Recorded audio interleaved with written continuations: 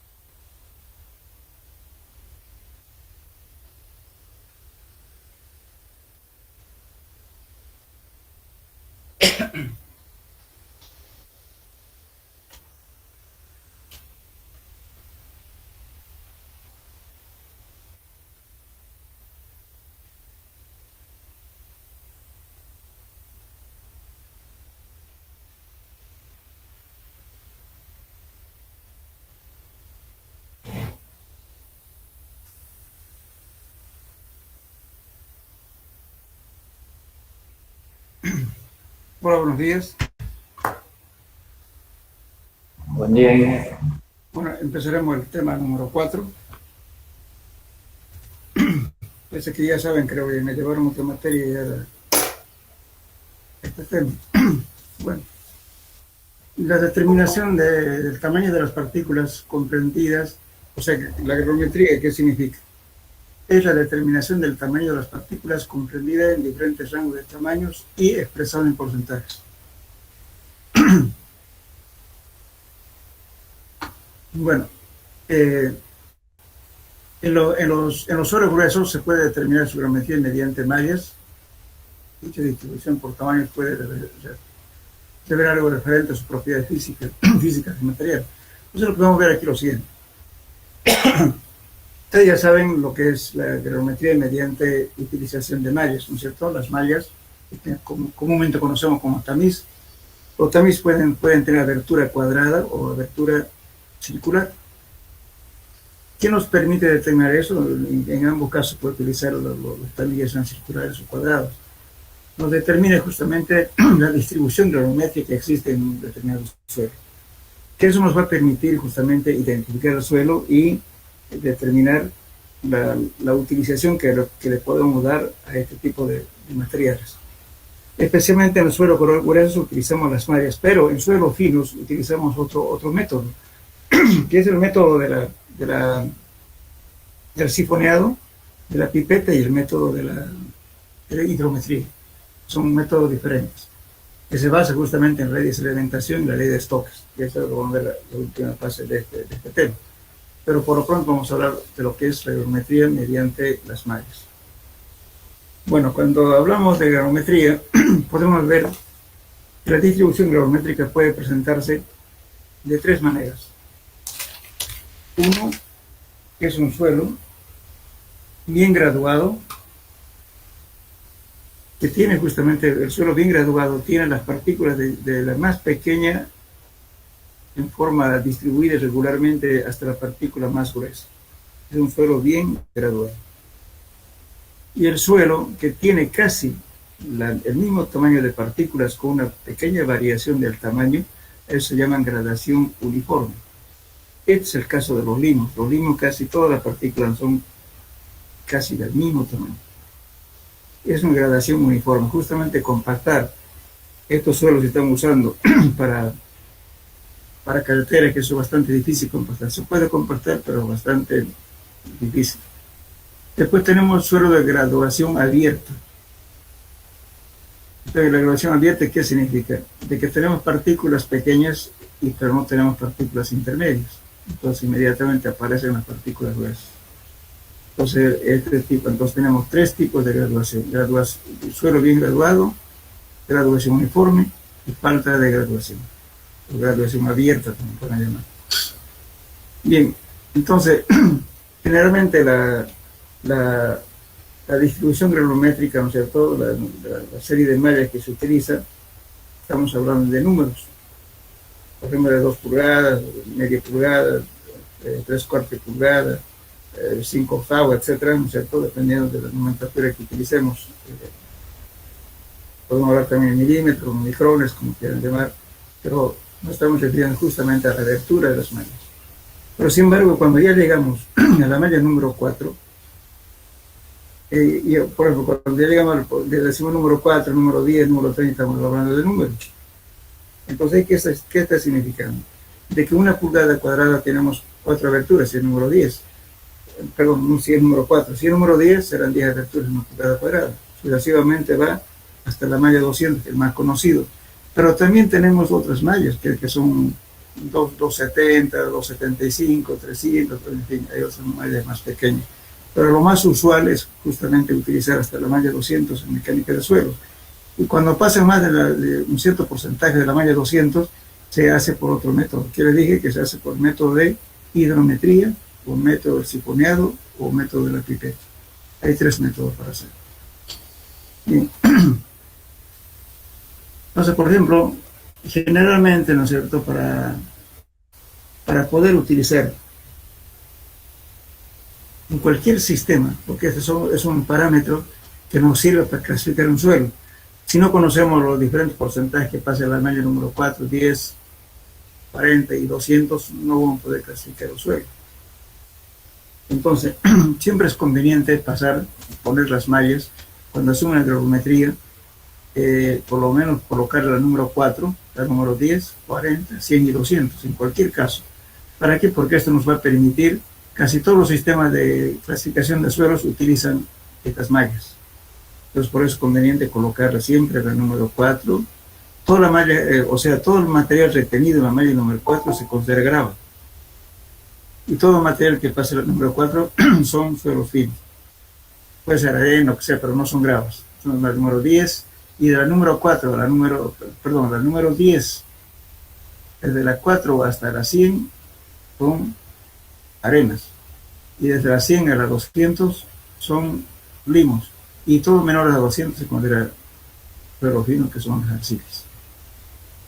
Pero todo eso puede variar un poco dependiendo de la norma que se aplique. La norma puede ser la norma ASTO, la norma SPM, las normas IRAN. Entonces, cada país tiene sus normas. Puede ser la norma NBE, que es la brasileña, NBR, perdón, el NB, que es venezolana, en fin. Lamentablemente nosotros no tenemos normas. Nos seguimos siempre en las normas ASTO, o la norma ACTM, las dos normas. Pero, por ejemplo, los argentinos utilizan normas IRAM, los brasileños utilizan normas DDR, en fin. Pero nosotros usamos generalmente las normas, la ACTM o las normas ASCII. Bien, entonces, cuando hacemos una distribución granulométrica, ¿no es cierto? En el mejor de los casos, siempre es colocar la mayor cantidad de mallas para que no se represente una curva granulométrica. Por ejemplo, si estamos usando, digamos, una malla número 4 y nos pasamos al número 50, digamos, la variación es bastante grande. Entonces, las líneas que se representan, ¿no es cierto?, con la distribución granulométrica pueden ser elípticas o parabólicas, no son rectas. Entonces, cuando hagamos una representación gráfica de la curva, digamos, de distribución granulométrica, hay que unir los puntos con cercha, no con una escuadra, no son rectas. Las rectas de un punto a otro solamente se utiliza cuando tenemos la curva de especificaciones técnicas, por ejemplo, como cuando hacemos la granulometría para hormigones, digamos. Ya tenemos, o la capa base, ya tenemos ya el rango de tamaños determinados. Entonces podemos unir para determinar la granulometría que tenemos del suelo que estamos utilizando, que vaya a la faja de digamos, las especificaciones técnicas. Entonces sí podemos utilizar una escuadra o una regla, como quiera. Pero normalmente en suelo debe trazarse con una cercha, no es una recta. Los tramos no son rectas, son parabólicas o elípticas. Bien, entonces también estamos utilizando, por ejemplo, si ustedes se fijan en esta tabla, digamos, aquí tenemos, ¿no es cierto?, la abertura de las mallas que está en escala logarítmica. Y aquí tenemos, en escala natural, el porcentaje de pasos de 0 a 100. Y aquí, en cambio, está variando logarítmicamente, fíjense, de 100, 10, 1, 0,1, 0,01. Bueno, el rango que más o menos trabajamos, por decir, por ejemplo, todo el material que fino, desde este tamaño hasta acá, viene el suelo fino, que está la arcilla y limo. De ahí viene la arena, que está desde aquí hasta acá, y la grava estaría comprendida hasta acá. Pero esta tabla está hecha más o menos de la norma ACTM, no puede variar esto si utilizamos otras normas, no es general esto. Bien, entonces cuando hacemos una curva granulométrica, también determinamos lo siguiente. Determinamos el valor de D10, D sub 10, D sub 30 y D sub 60. Eso se llaman diámetros efectivos de Hassen. Por ejemplo, digo D10 igual a 0,12. ¿Qué significa eso? Indica que el porcentaje de los granos de la muestra son menores en diámetro que 0,12 milímetros. ¿Y para qué nos sirve esto? Justamente para encontrar el coeficiente de uniformidad y el coeficiente de curvatura o coeficiente de concavidad. Es un parámetro importante para poder determinar la uniformidad de los suelos y como también nos sirve parámetros para diseñar filtros, por ejemplo. Entonces, por ejemplo, acá tenemos este valor C de sus 60 sobre D sus 10, esta ecuación de uniformidad. Este valor indica la variación o rango del tamaño de los granos presentes en la muestra y se calcula por la siguiente ecuación, que es esta, ecuación de uniformidad. ¿Y qué significa eso? Si el C sub mayor a 4, indica que son gravas o mezclas gravosas. Si es mayor a 6, indica que son arenas o mezclas areno-gravosos con poco o nada de material fino. Justamente estos parámetros nosotros vamos a utilizar para cuando clasificamos las normas de ACTM o normas SUB, pues necesitamos estos parámetros para calificar la arena, por ejemplo, si es mal graduado o bien graduado. Entonces nos vamos a basar en estos valores que tengamos para determinar si es bien graduado o mal graduado. Por cuestión de curvatura, dice, por ejemplo, cuando este valor, que es de 30 al cuadrado sobre de 10 por de 60, este valor nos puede dar un valor entre 1 y 3. Si nos da este valor de 1 y 3, quiere decir que el suelo está bien graduado. Si está diferente de 1 y diferente de 3, entonces el suelo está mal graduado. Bueno, entonces, para eso nos sirve estos valores que estamos encontrando. Y no solamente encontramos el de 60, el de 10, el de 30. Por ejemplo, cuando hacemos hidrología, usted va a encontrar el de 80 o el de 90. Va a depender para diferentes casos para qué se utiliza. Para el diseño de filtros, por ejemplo, hay que utilizar necesariamente el de 80. Cuando hay sedimentación, en fin, se utiliza el de 80 y el de 90. Entonces, esto es simple de hacer este ensayo. Fíjense aquí en la malla. Vamos a ver. Esta malla bien distribuida. A ver, díganme ustedes, para que antes que vayamos adelante. Esta curva, que le estamos llamando C, ¿a qué tipo de suelo corresponde? ¿Qué graduación tiene? Hemos hablado de suelo bien graduado, mal graduado y graduación abierta. Entonces, esta curva, ya estamos viendo aquí, ¿a cuál corresponde? Abierta. Graduación abierta. No, graduación abierta. O sea, ¿por qué? Justamente porque de las partículas finas inmediatamente pasan a las partículas gruesas. Entonces, por eso esta curva es así. En cambio, la curva bien distribuida es esta, fíjense, de menor tamaño hasta la mayor tamaño. Una curva más larga. Entonces, esta curva, si estamos haciendo, por ejemplo, usando materiales para compactar, esto es un buen material porque se acomoda fácilmente. Las partículas finas ocupan los espacios vacíos dejados por las partículas gruesas, entonces se acomodan fácilmente.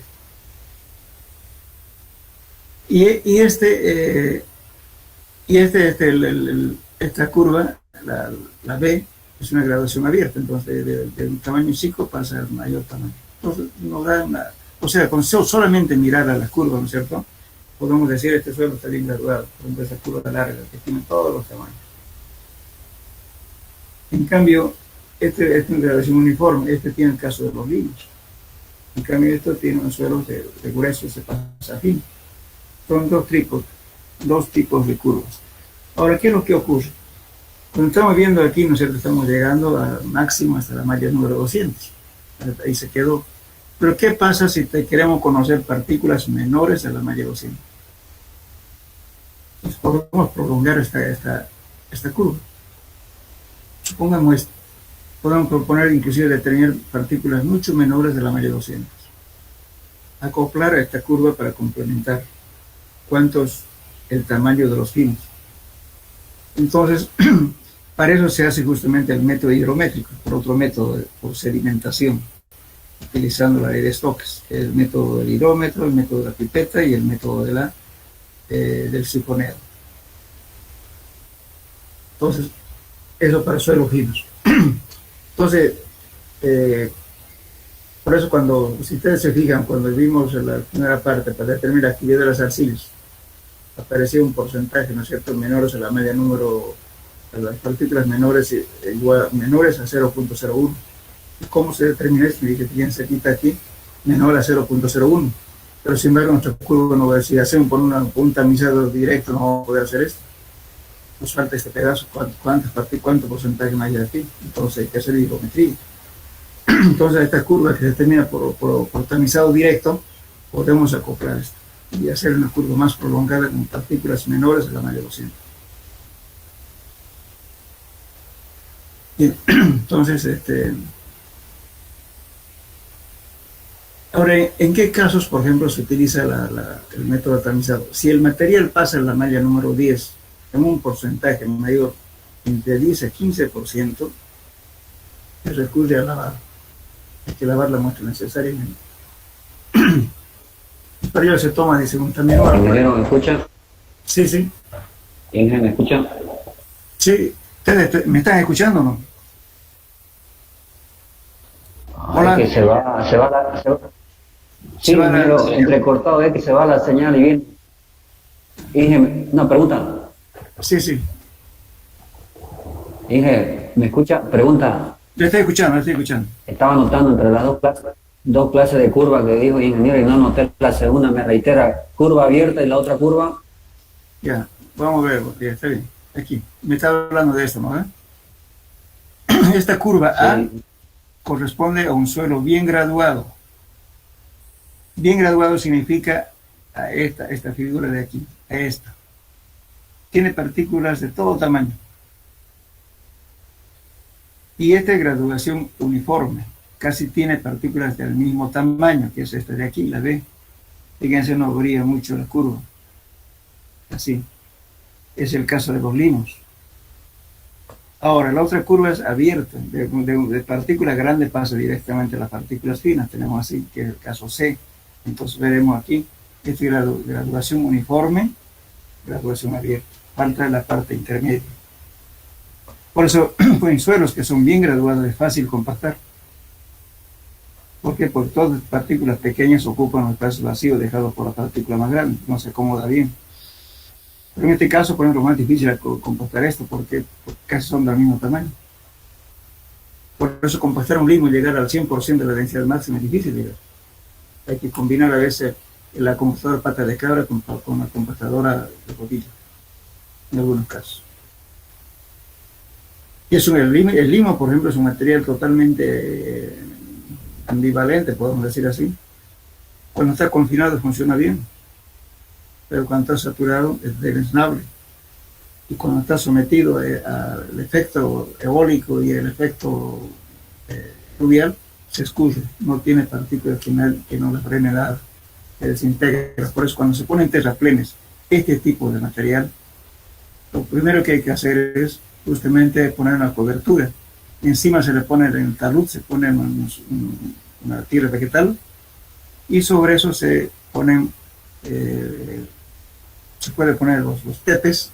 Los tepes son, ¿no es cierto? No sé si han visto en el mercado vender unos cuadrados así con pasto, ¿no es cierto?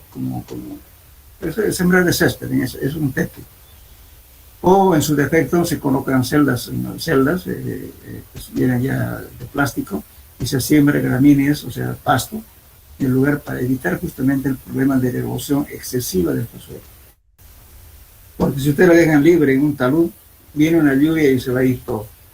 No hay nada que la frene.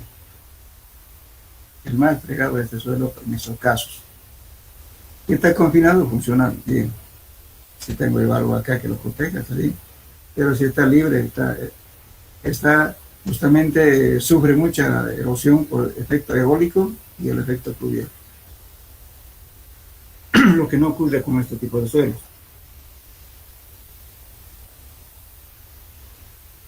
Bueno, no sé si contesté su pregunta ahora. Sí, gracias. Ahora, lo que le vamos a repetir, lo que estaba diciendo yo, por ejemplo, aquí, cuando se hace, por ejemplo, ustedes ya se habían hecho estabilizado, pero, aunque dice en la parte teórica, por ejemplo, aquí nos está diciendo, si el material pasa la malla número 10 en un porcentaje mayor al 10 o el 15%, se recurre al lavado de la muestra, o sea, se hace por método de muchas lavadas.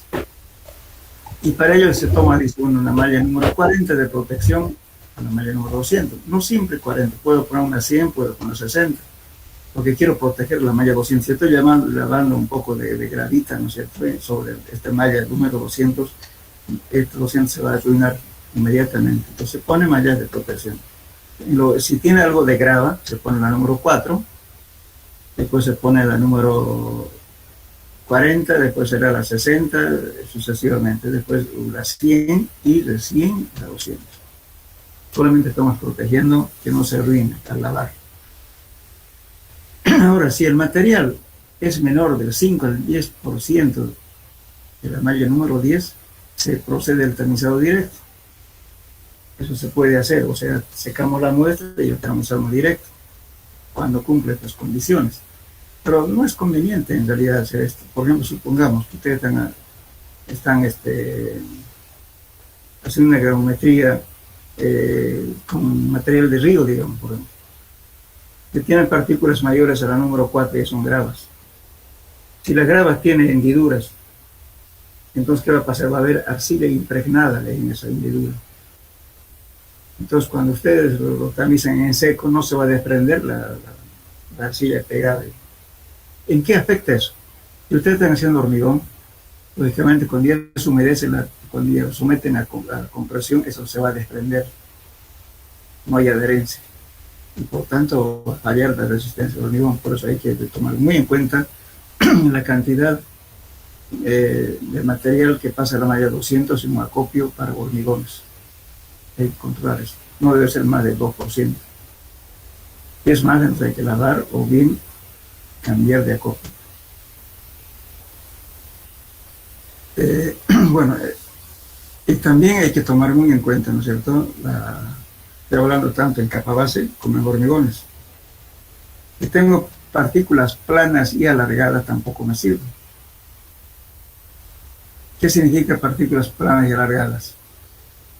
Cuando la partícula es mayor o igual que 5 veces el espesor de la partícula, es alargada y plana. Y por tanto, eso si yo estoy compactando, imagínense, voy a pasar la compactadora, voy a triturar el material. Entonces ya la granulometría del material va a cambiar ya porque la trituré al pasar solamente antes de pavimentar.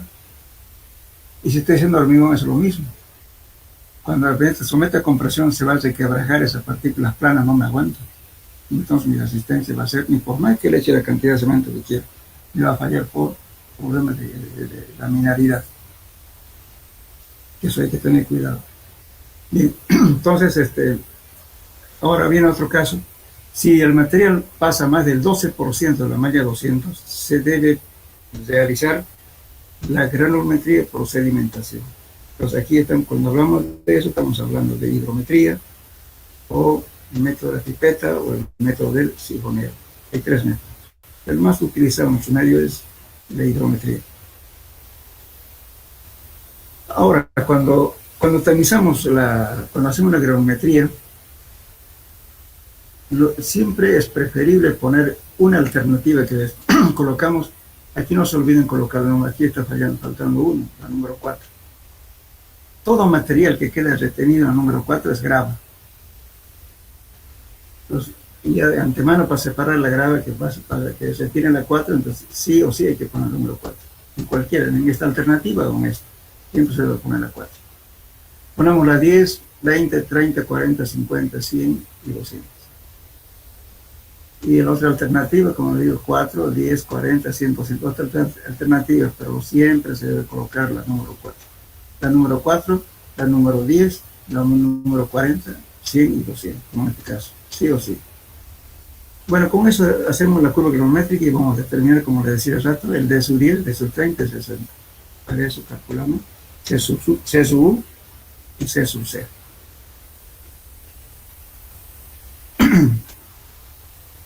Bueno, ¿por qué es el motivo, como les decía, de lavar en cualquier caso? ¿Por qué? Porque justamente para sacarlo todo, si peor si es canto rodado, que es material de río, siempre tienen la arcilla impregnada en alguna hendidura de las partículas. Entonces eso no es bueno, especialmente en hormigón, porque eso se desprende cuando se somete a compresión. Bueno, ahora les voy a hacer una pregunta. Ustedes sé que llevaron materiales de construcción, han hecho granulometría, de todo. La pregunta es la siguiente: ¿qué cantidad de material utilizan ustedes para hacer una granulometría, digamos, destinada a hacer hormigones?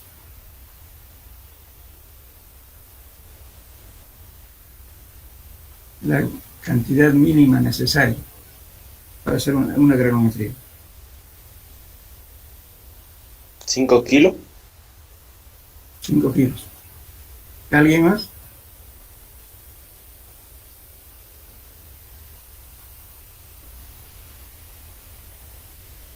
Fíjense, si yo tengo una piedra de 2 pulgadas, porque ustedes saben que hay alguna, para hormigón se puede utilizar 1,5, ¿no? 1,5 está pesando casi aproximadamente 300 gramos.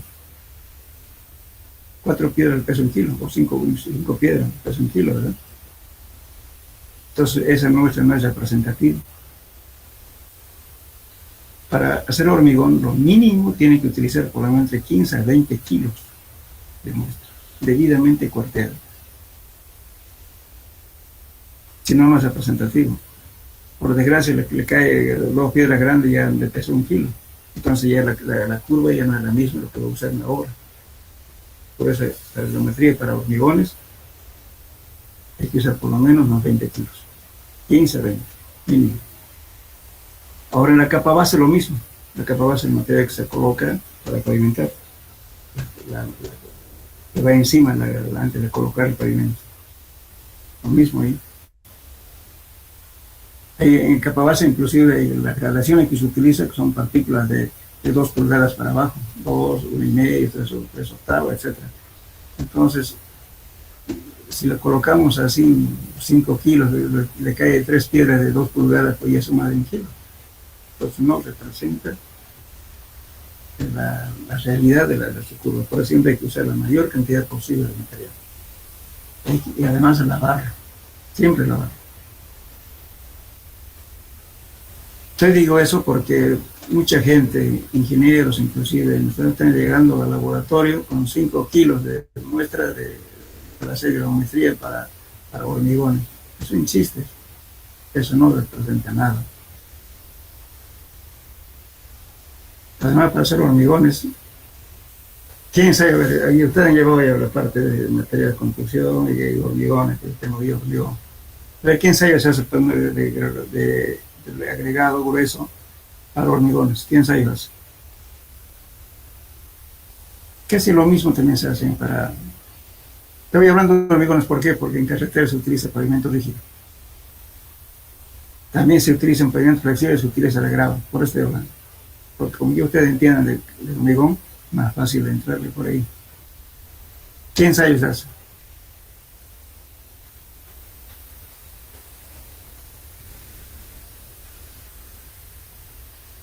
Supongamos que ustedes van a hacer un edificio de 20 pisos, a ver, ¿qué exigirían ustedes como ingeniero?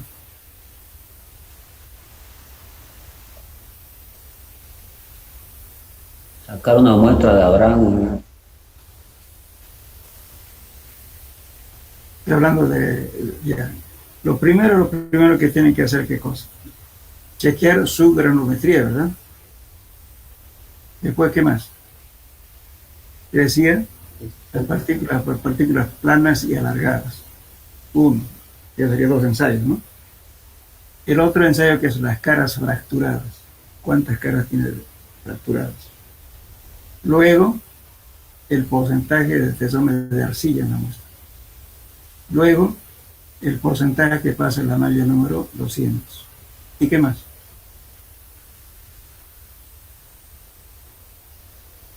Otro ensayo que se hace es en la máquina Los Ángeles para detener el desgaste por abrasión, para ver la dureza de las piedras. Otro ensayo, desgaste de sulfatos. ¿Qué es desgaste de sulfatos? Por ejemplo, supongamos que las aguas agresivas que de repente están haciendo un puente, las aguas siempre tienen sales, ¿no es cierto? Entonces, eso, si eso puede afectar a los agregados a largo plazo, lo puede destruir y por tanto facilita el ingreso del agua hacia la armadura. Entonces hay que controlar eso. Y si estoy haciendo, por ejemplo, que se yo de repente alguna obra para aguas servidas, peor todavía. Las aguas servidas lo desintegran las partículas, entonces tengo que hacer ensayo de desgaste a mis sulfatos. Después se hace también, si quieren ser más finos en la pavimentación, hay que hacer la prueba de lignitos, carbones. Todos ensayos por hormigón. Y cuando se hace estrictamente para pavimento, también se hace ensayo. No es nomás hacer granulometría y chavo, no. Hay otros parámetros que es importante determinar. Bueno, no sé si tienen preguntas al respecto. Y capa base más o menos el mismo tratamiento por hormigones, porque también trabajamos en hormigones para hacer pavimentos rígidos y flexibles también.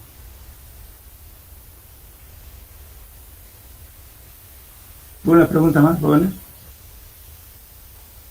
Por ejemplo, ahora vamos a hablar un poco, ¿no es cierto? Esta es lo que estoy hablando de geometría por método directo utilizando una serie de mallas.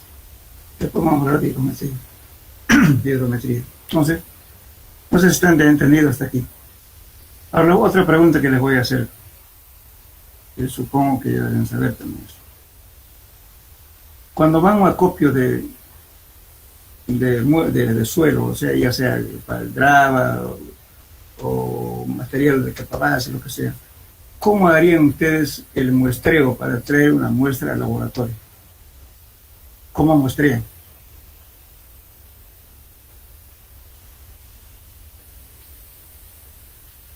¿Me entienden la pregunta, no?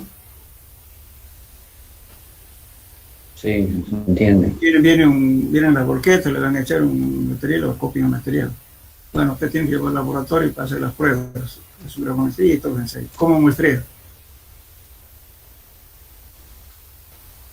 Sacamos una muestra de abajo y de arriba. Más o menos. Y también de las partes de la lateral. Se hacen varios puntos, ¿no es cierto? La parte de abajo, porque el material siempre Sí, por está parte. segregado. Se segrega el material al volcar la volqueta, ¿no es cierto? Entonces se segrega el material hacia abajo, sobre todo el peso rápidamente hacia abajo. Y las partículas intermedias quedan al medio y las partículas más finas quedan arriba. Entonces, para hacer un muestreo, pues hay que hacer en toda una forma transversal, ¿no es cierto? Un poco de abajo, del medio, de la parte del coronamiento y así sucesivamente, todo lo mismo. Entonces, de todo eso se hace una mezcla para que sea representativa. No se puede tomar, y justamente el primer error que comete el ingeniero es eso. Agarra un ayudante y dice, vení y trae una bolsa y llévame, toma muestra porque llevamos al laboratorio. ¿Qué hace el tipo? Tiene dos posibilidades. Si ve bonito arriba, va a subir para traer solamente el material de la parte de arriba. Y si es más flojo, va a decir, bueno, yo voy a sacar si queda bajito, y saca todo el material segregado. Entonces, esa muestra no es representativa.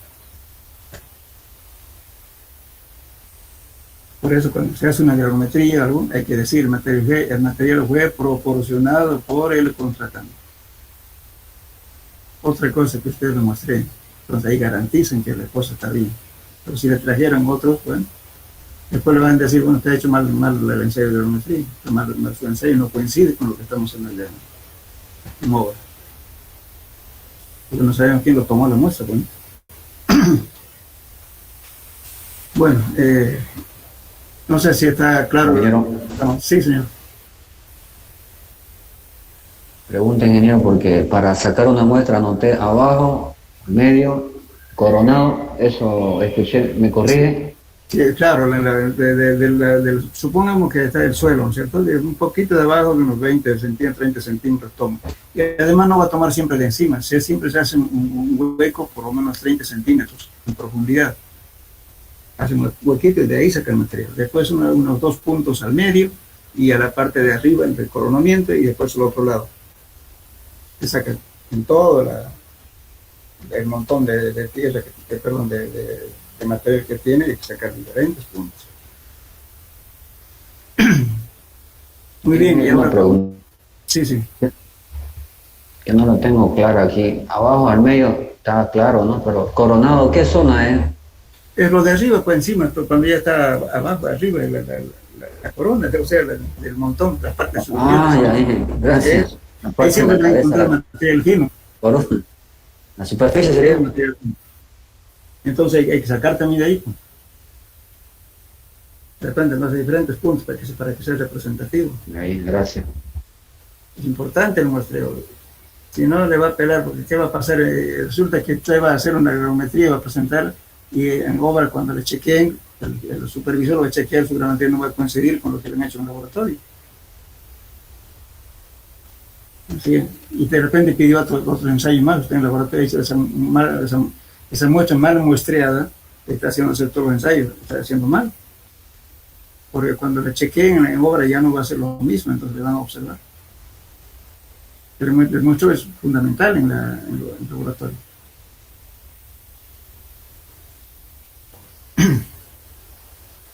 Bien, está claro hasta aquí, ¿no? Gracias. Bien, entonces ahora vamos a hacer un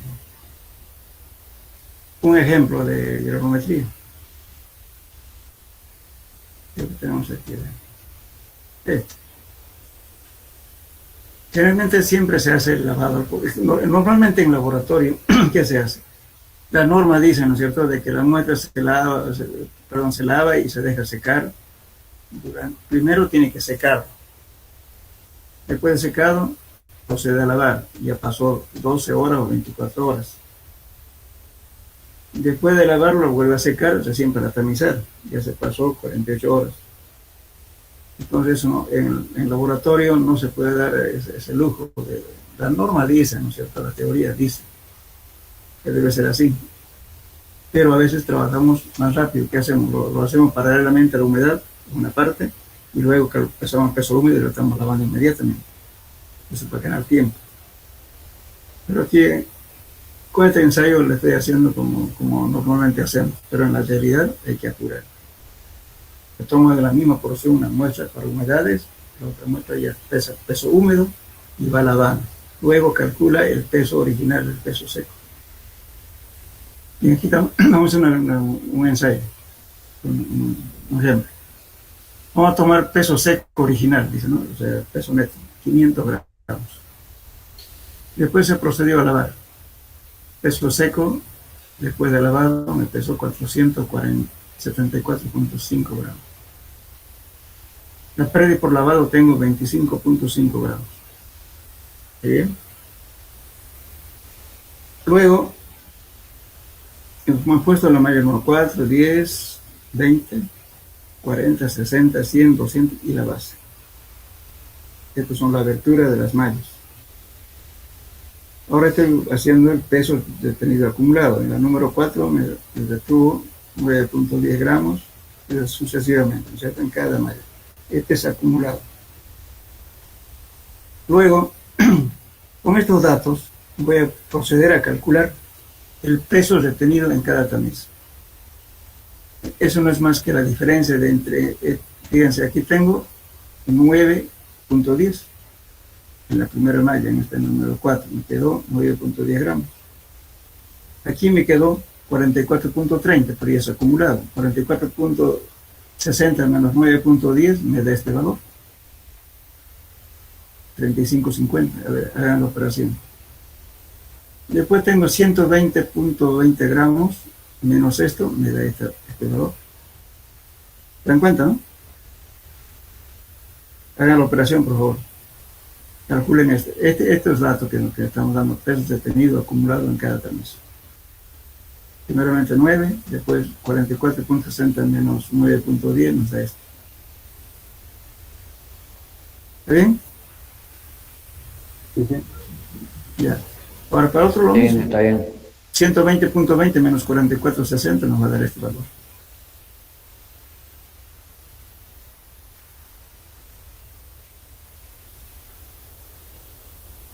¿Está bien?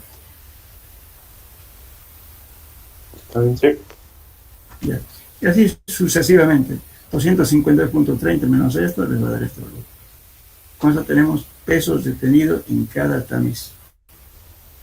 Bueno, ahora voy a calcular el peso retenido en cada tamiz.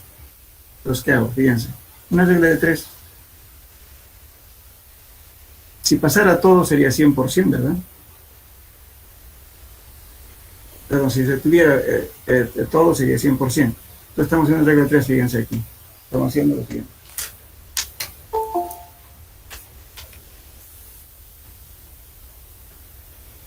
Fíjense, estamos calculando aquí con el peso total, no con el peso después de lavar.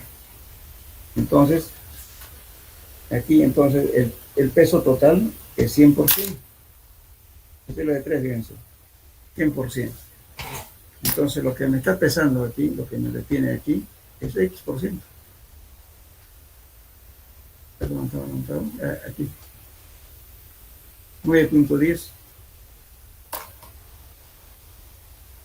Entonces los 500 gramos era 100%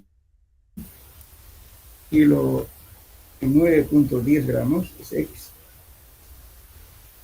X es igual a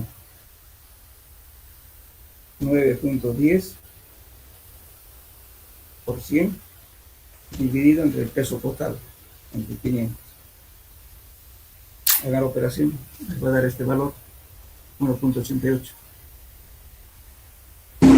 1,82 da, ingeniero. Bueno, redondea 1.82. Ya, ahora hagan lo mismo aquí.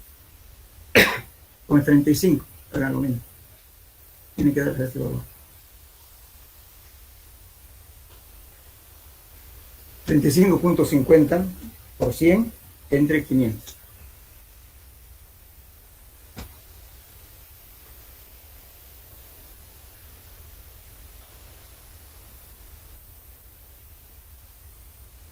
¿Cuánto era? Está 7.10. bien.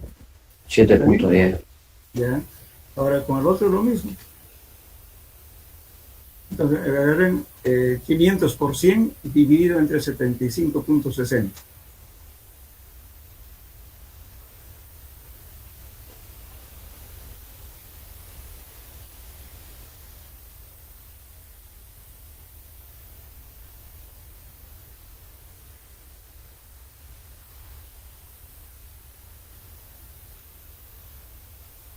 $15.12.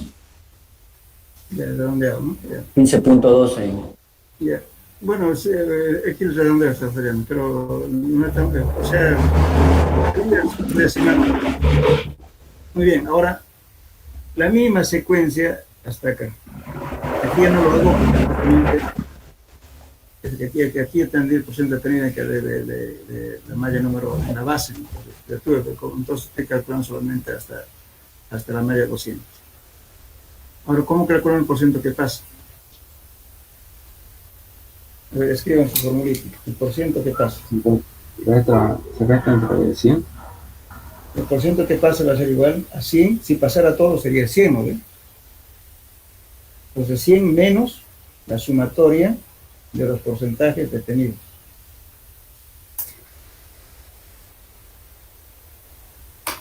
Eso van a hacer ahora. 100 menos la sumatoria del porcentaje detenido. Ahora pongan 100 menos 1.80.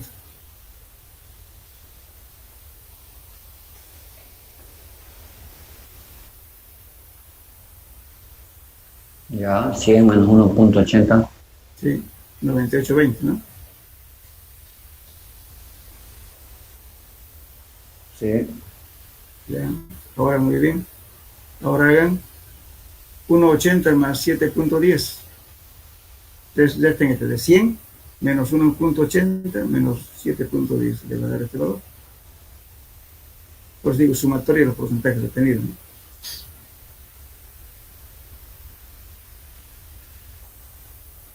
$91.1.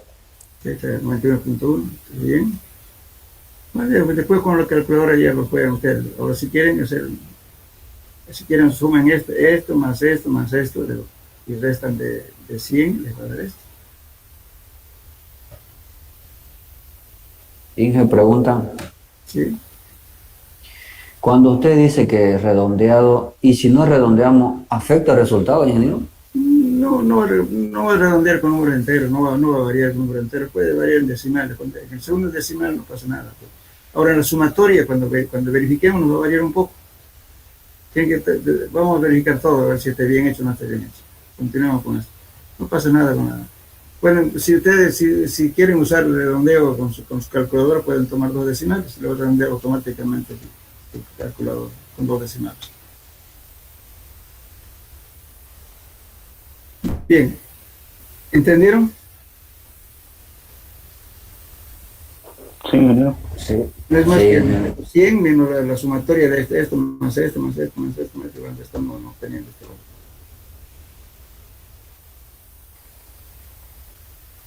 Muy bien, entonces ya tuvieron, ya entienden eso. Ahora vamos a ver lo siguiente. A ver, vamos a verificar. Ustedes saben que el total, ¿no es cierto? Si aquí estoy suponiendo que no hay pérdida por tamizado. Entonces tengo los 500 gramos aquí. O vamos a verificar qué porcentaje se perdió por tamizado. Entonces, ¿qué hacemos? Decimos, ¿no es cierto? El peso original es 500 gramos. Háganlo a ver, peso total. o sea, 100 y 500 gramos es 100%. Pero aquí fíjense en la base, la suma total nos dio 474.30, perdón. Pues saque su porcentaje de eso. Entonces 474 es X. ¿Cuánto le da ese valor?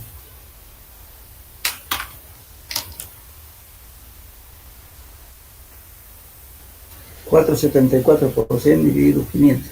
¿Cuánto da?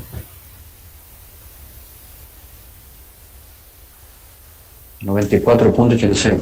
¿Cuánto? 0. 94.86. 94.86. A ver, estamos aquí, estamos hablando de... Ya. Ok. Muy bien.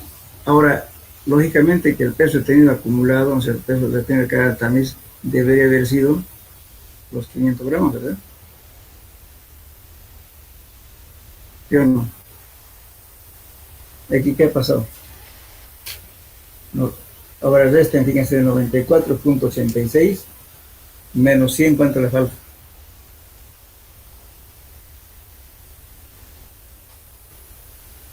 $5.14. 5.14. Eso le falta, ¿no? Pero ahora hay que tomar en cuenta esto. Entonces eso, ahora pérdida por lavado, ¿cuánto dio? Es 25.5, ¿no? Ahora saque su porcentaje.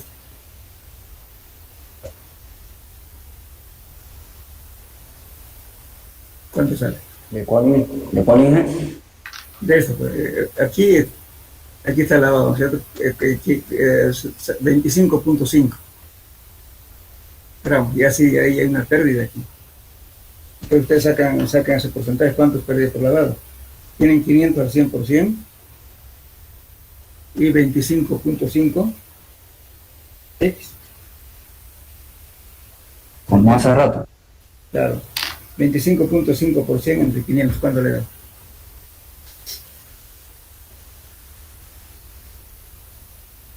$5.1. 5.1. 5.1%, INE. Ya. Ahora súmeselo. Hace rato tenía usted 94.86, ¿no ve? Más 5.10, ¿cuánto le da? 0, 9, 9, 9. 99.99. 99. .99. Sí, 99, 96. Casi 100. Eso ha sido más por redondeo, ¿verdad? Ahora, también es que aquí, lógicamente, nosotros estamos viendo como si no hubiera habido pérdida. Entonces, aquí fíjense, ¿por qué está variando eso? Aquí usted tenía peso después de lavar 474.5, aunque aquí tiene usted 474.30, ¿verdad? Ahora, ese uno que está haciendo lo perdió al tamizar. Entonces, usted aquí tiene pérdida por lavado 5.10.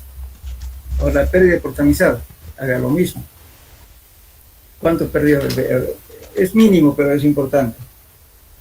Ponga, estamos haciendo 474.5 menos 474.3.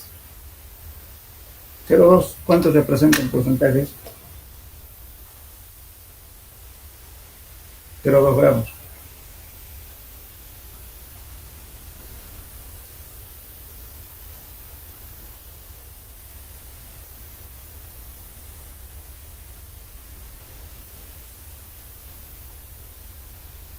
.04, ¿no es cierto?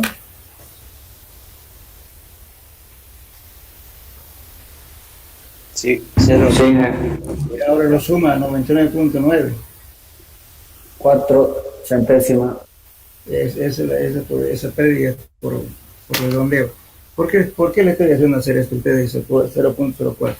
Eso es pérdida por tamizado. En una granulometría se admite solamente 2% pérdida por tamizado. Si usted tiene error más del 2% del tamizado, entonces está mal. Tienen que repetir el ensayo.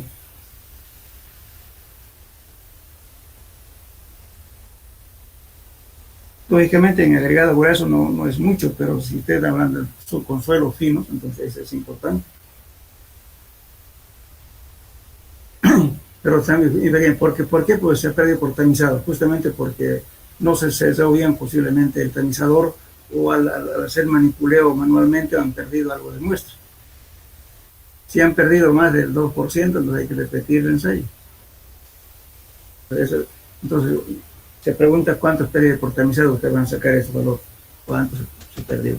Porque aquí está, fíjense, el pérdida por tamizado y sin embargo aquí la sumatoria de esto debería haber dado 500, aquí le falta, perdón, igual que esto debería haber dado 474.5, aquí le da 474.3, ha perdido algo, pero podía ser más. Entonces eso se llama pérdida por tamizado. Y pérdida por lavado es 25.5 gramos, ¿no es cierto?, que hemos sacado que era 5.10. Todo eso sumatorio tendría que ser próximo, sí, o igual a 100.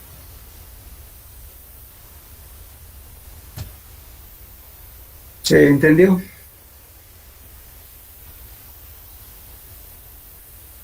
¿Tiene alguna pregunta? Sí. Si es mayor al 2%, se procede a sacar otra muestra y Se procede a hacer de nuevo el ensayo. Ahora la pregunta es, disculpe, quizás no la tengo clara. ¿Hay que sacar otra muestra del terreno o de la misma muestra que tenemos y el secado y lavado? Se supone por eso que se trajo siempre una muestra de más. A veces tienen la costumbre, justamente los que nos enseñan el campo traen como 15 a 20 kilos, ¿no? Siempre hay que dejar una muestrita de testigo. No usen jamás toda la muestra, siempre hay que dejar algo por las dudas. Entonces la muestra de siempre hay que traer la mayor cantidad posible. Se supone que ha sobrado un poco, entonces esa misma muestra se repite por el ensayo. Esa es la cosa. Estábamos hablando de kilos, ¿no? Claro, pero fíjense el manual que está me indiqué el otro día que estaba en la copiadora, y el manual dice, hay una tabla que está diciendo para cuando las partículas tienen el diámetro comprendido en tanto, y se utiliza tantos gramos. O sea, hay una especificación. Pero en agregados gruesos traten siempre de utilizar próximo entre 15 a 20 kilos mínimo para tamizar. Estamos hablando de otro suelo, puede ser menor. Si es arcilla, pues pueden tomar 100 gramos, 200 gramos, no pasa nada. Pero en grados, no.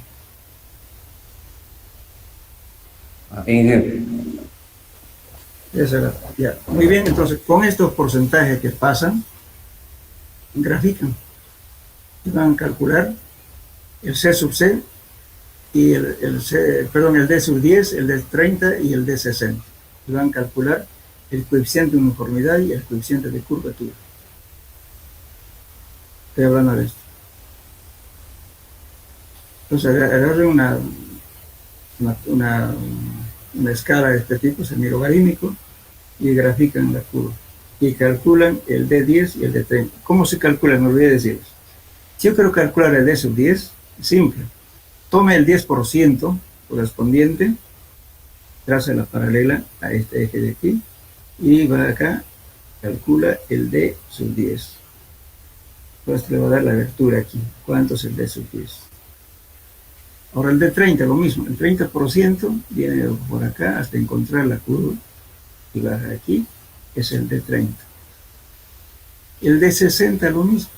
Viene de aquí hasta acá, baja aquí, es el D60.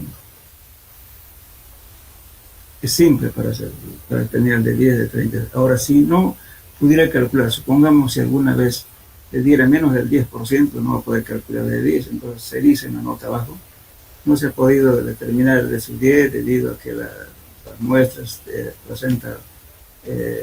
no presenta mucho fino, entonces por eso quedó muy arriba. No calcula estos valores, porque el de sub 10, fíjense aquí, en esta fórmula está entrando para el coeficiente de uniformidad es de 60 sobre de 10. Aquí es de 30 al cuadrado sobre... Aquí un error, por favor, que póngale D sub 60 y D sub 30. Perdón, D sub 10 por D sub 60. ¿Ya? Aquí. Está faltando mal esta operación. Aquí. No, se me fue. Aquí. ¿Cómo está? Esta es la fórmula. Es que está en el cuadro, tiene aquí un error, un tío tiene error, fíjense, aquí le falta. De 30 al cuadrado tiene que ser de 10 por de 60, aquí, como esta ecuación de aquí. De 30 al cuadrado, de 10 por de 60. Esto sí o sí, traten, por eso cuando hacemos la clasificación, por el método ASTO, no es tan complicado la clasificación. En el D60, perdón, en el sistema SUB sí, porque necesita, dice, por ejemplo, arena bien graduada, dice, ¿cómo vas a saber que es bien graduado o mal graduado? Justamente porque si los valores de esta ecuación le da entre 1 y 3, bien graduado. Si le da fuera de 1 y 3, mal graduado. Es una ayuda por clasificación.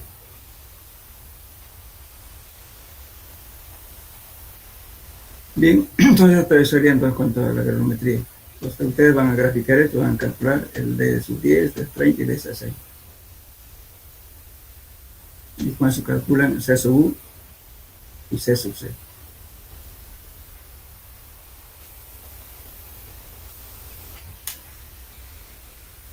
Bueno, este sería el método de la hidrometría. Por favor, para hacer el método de hidrometría, ustedes tienen que leerlo previamente el ensayo, si no, no van a poder hacer. Bueno, el método de hidrómetro es uno de los métodos más conocidos para materiales finos, pero el método que actualmente está utilizando, el método de sifoneado propuesto por Valle-Roda, es mucho más simple.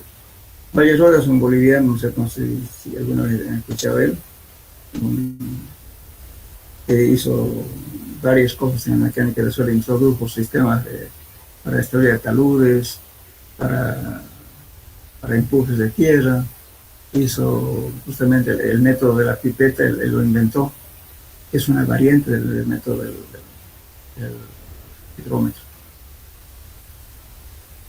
Bueno, el método de hidrómetro es que es el más común. El método de hidrómetro se basa en el hecho de que la velocidad de sedimentación de partículas en un fluido es función de su tamaño. Lógicamente, en un medio continuo, que es aire o agua, ¿cuál es el que cae primero? El que tiene mayor tamaño, no es el que tiene mayor peso. Inicialmente este método fue propuesto por Gold Smith en Noruega en el año 1926 y Boyoukus fue en 1927 y finalmente lo perfecciona el doctor Arthur Casagrande.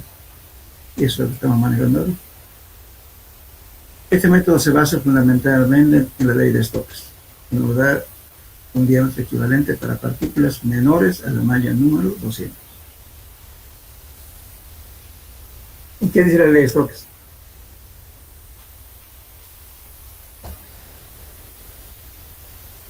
¿Alguien sabe qué es la ley de Stokes?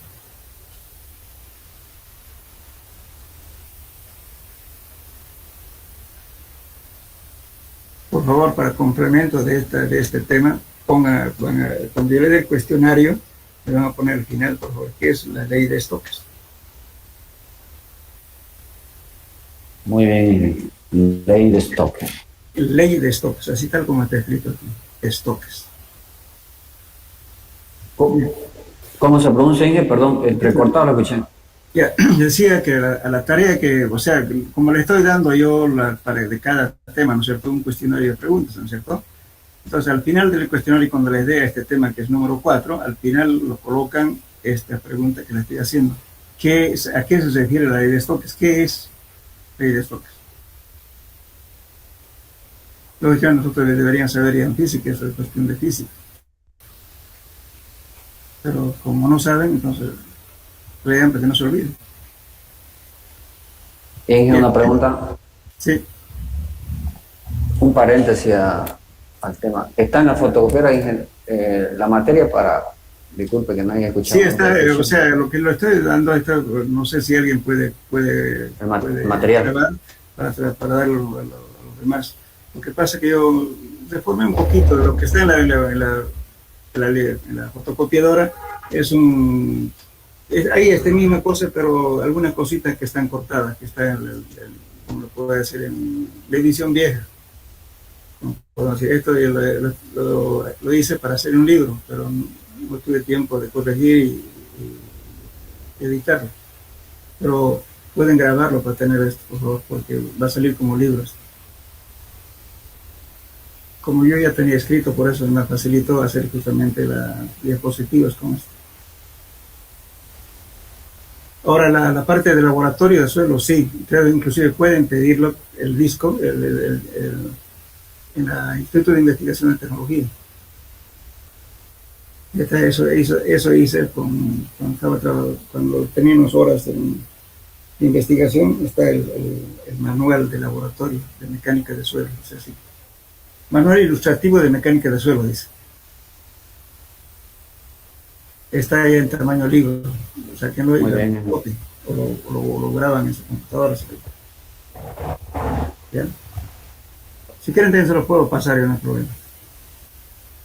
Porfa, Inge. En el anterior semestre se los pasé ya a los alumnos, pero de ahora se los puedo pasar eso. ¿Ya? Por favor, ingeniero. Ya está bien. Entonces, justamente en el manual está paso a paso el cálculo para que hagan esto. Si no, no van a poder hacerlo en serio. Ya. Entonces dice, una análisis hidrométrico. Análisis hidrométrico se puede determinar valores granulométricos para extender una curva granulométrica, como les decía, para alargar la curva. Ustedes cuando hay granulometría van a llegar solamente hasta la malla 200, pero ¿qué pasa con las partículas menores de la malla 200? ¿verdad? Entonces con esto pueden acoplar y extender la curva. Esa es la ventaja que tiene. El ensayo de hidrómetro se realiza tomando una muestra, la misma que se debe dispersar para formar o sea, en este método se trabaja exclusivamente para suelos finos, con el material que pasa en la malla número 10, por si acaso. Está también en el manual está indicando todo eso. Entonces, ¿qué se basa? Justamente la velocidad es igual a longitud sobre tiempo, ¿verdad? Entonces ahí saca su fórmula, velocidad igual 2 veces el gamma más US, este es el peso específico del suelo, menos el peso específico del agua, el diámetro equivalente sobre el otro al cuadrado. Entonces el diámetro equivalente es 18 por la viscosidad, por la velocidad, por el peso específico del suelo, por el específico del agua. Entonces, paso a paso ustedes van a llegar justamente a encontrar el diámetro equivalente. Con eso van a graficar. Lógicamente es más que todo para hacer el ensayo, todo esto es corrección. Ahora, si ustedes no quieren hacer corrección por temperatura, pueden manejar el hidrómetro, se coloca en baño María a 20 grados centígrados. O sea, el ensayo es válido para 20 grados centígrados. Si tienen 20 grados centígrados, entonces no necesitan hacer correcciones por temperatura, pero sí por menisco. Aquí está. Y justamente las correcciones, todo lo que está escrito está para el hidrómetro que tienen en la universidad, que es justamente el hidrómetro 152H. Ahora, la preparación de la muestra es importante. Lo que hacen, por ejemplo, allá en esta muestra, primeramente lo que se hace es tomar la muestra que pase la malla número 10, como decía, y luego hay que hidratarla la muestra. Se coloca un recipiente y se lo hace como una crema con agua, lógicamente, y que se hidrate. ¿Qué significa hidratarse? Que el núcleo interno del suelo esté humedecido. Hay que tener 12 horas o 24 horas la muestra. Una vez realizado eso, se coloca una batidora de tubos. O si no tienen eso, tranquilamente pueden hacer con un tenedor o con una cuchara, con cualquier elemento que les permita batir como una crema. Muy bien, entonces esta es la muestra preparada. Una vez que preparen la muestra, toman el hidrómetro. El hidrómetro justamente está calibrado para 1000 ml, o sea, 1000 centímetros cúbicos. Este es el hidrómetro. Es un bulbo de vidrio, que tiene aquí una escala, y aquí tiene un vidrio, un bulbo. Entonces, ¿qué se hace? Primeramente, la muestra preparada, ya bien mezclada, entonces hay que ponerle a un fluido preparado, aquí. Este generalmente es agua mezclado con dispersante. El dispersante se llama hexametamosfato de sodio. Su nombre de venta se llama cuadrojos con Q, cuadrojos. Anótenlo si quieren. Hexametamosfato de sodio. Nombre de venta en el mercado lo conocen más por cuadrojos con Q, cuadrojos. Ahora, si no tienen cuadrojos, si no consiguen, se utiliza silicato de sodio.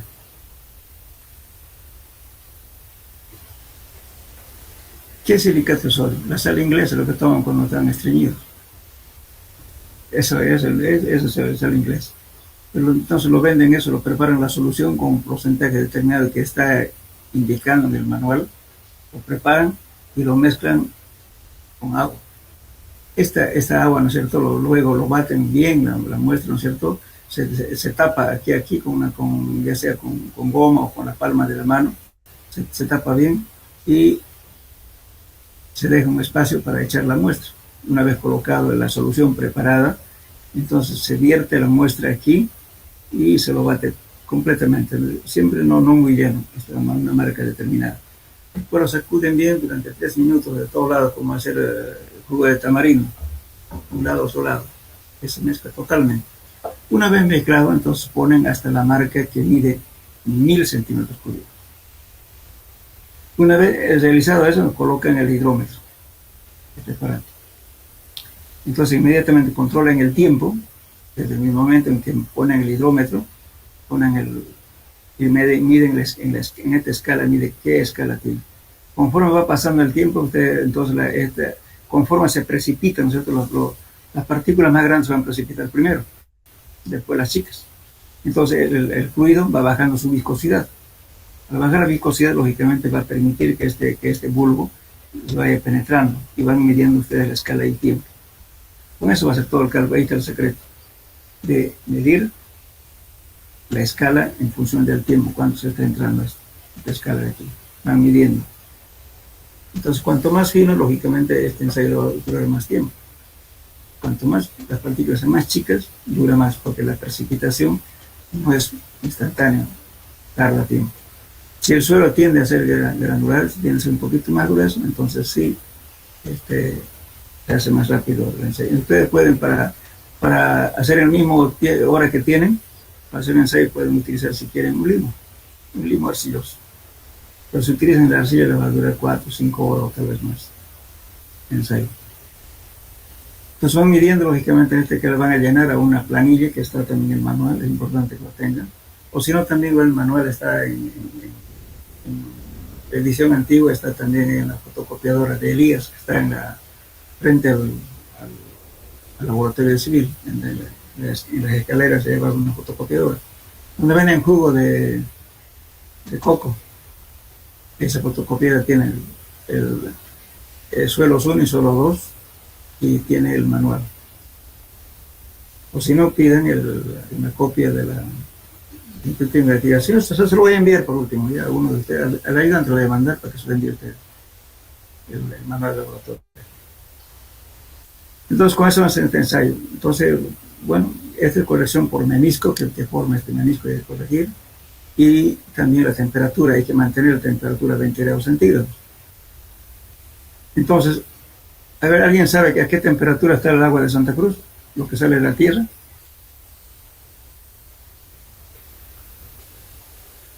Está aproximadamente a 26 grados. Entonces, si quieren mantenerla a 24, entonces agarran un recipiente y le ponen hielo y la mantienen constante durante el ensayo. O si no, miden con un termómetro y hacen corrección por temperatura. Siempre hay que llevarla a 20 grados centígrados. Eso es el ensayo del hidrómetro. Ahora, como tarea, este ensayo complementario no está en el texto. Por favor, me van a hacer ustedes como complemento, y le voy a dar inclusive la bibliografía. Me van a describir el método de la pipeta. Está basado en el mismo principio. El método de la pipeta lo adoptó el cuerpo de las Fuerzas Armadas norteamericanas y en México es común usar la pipeta. El método de la pipeta. Entonces me van a describir cómo se hace el ensayo de la pipeta. Eso lo van a encontrar en español en Raúl Valle, perdón, en Crespo Villalaz. Mecánica de suelo y cimentaciones de Crespo Villalaz. El mes de la pipeta.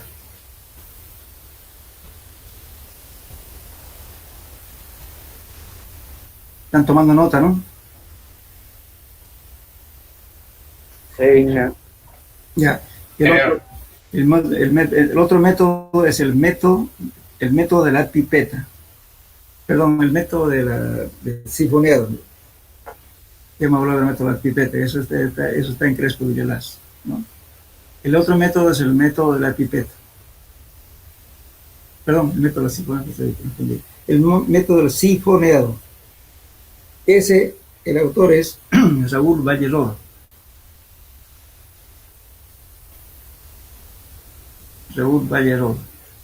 Eso está ya introducido en las normas ASTO, pero está en inglés. Ahora, si quieren en español, busquen su libro que está en venta, cuesta 35 bolivianos. Su libro se llama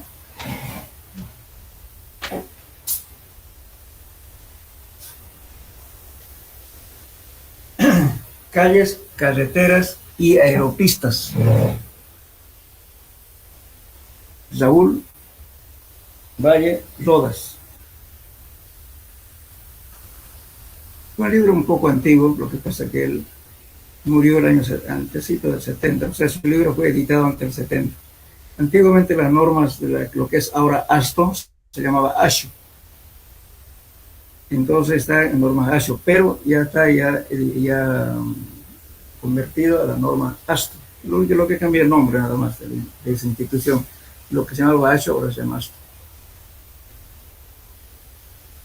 Ahí está, en español está de... Hagan un resumen, tampoco no quiero que me copien todo lo que dice el libro. Las partes principales, hagan un resumen, cómo se hace el cálculo, cómo se hace el ensayo. Lamentablemente nosotros como bolivianos deberíamos manejar porque este autor es boliviano. Pero no es común, yo lo doy más que todo como conocimiento general. Lo que se utiliza es el método del hidrómetro. La pipeta lo adoptó varios países, especialmente México y otros países más, pero tampoco utilizamos ese método nosotros. Alguna vez cuando plantea utilizar ese método me rechazaron. Todo el mundo está acostumbrado al método del hidrómetro, pero es bueno saber que hay otro método alternativo. Por un método así es mucho más simple que hace el método del hidrómetro. Eso era entonces en cuanto a los ensayos. Este es un ensayo hidrométrico basado en la ley de Stokes. Esto me lo van a poner al final del tema, por favor, en el cuestionario que os pregunta ya, por favor. Hagan notar porque yo tomo muy en cuenta lo que participan para investigar algo. En fin, las preguntas están en el texto, les doy el cuestionario, pero eso tienen que leer.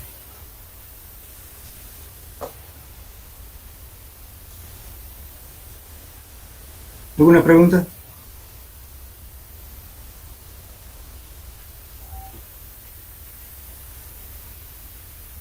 Por favor, entonces, más que todo como recomendación, cuando hagan una granulometría, indiquen bien a sus operadores de que cómo se tienen que tomar la muestra, cómo se debe cuartear, todo eso a veces, repito, ¿no? Hay mucha gente que viene a veces de Trinidad, de Guayaramerín, cosas de más de 1000 kilómetros, y están llegando para hacer un ensayo de, qué sé yo, de hidrometría, granulometría, y llegan con sus 5 kilos de muestra, ¿no? Pues, a veces no representa nada en vano. En ese caso es perder tiempo, ¿no? Por eso es importante saber cuáles son la cantidad mínima necesaria de muestras y cómo obtener las muestras. Importante.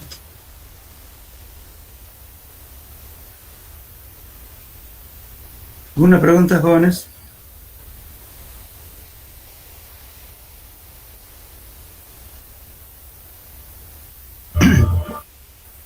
Bueno, si no hay pregunta, entonces Hasta la próxima clase. La próxima clase entramos al capítulo de plasticidad.